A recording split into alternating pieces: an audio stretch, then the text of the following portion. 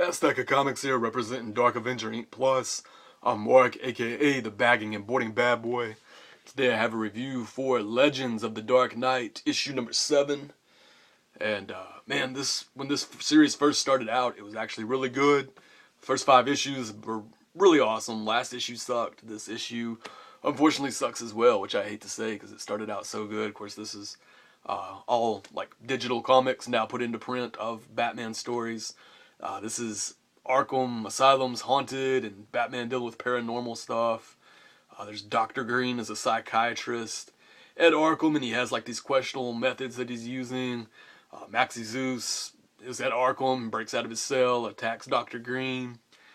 Just overall, I just wasn't really feeling this, and I think I'm actually going to drop this book, and I'm going to replace it with the new X-Men book coming out, the adjectiveless X-Men with all the female X-Men. So, of course, I get 4 other Batman books, so I'm not going to be missing out on Batman, but just don't think this has been up to par lately, and I really want to get into that other book, I think, too. So I think this is the weakest book on my pool, so I'm going to go ahead and drop it.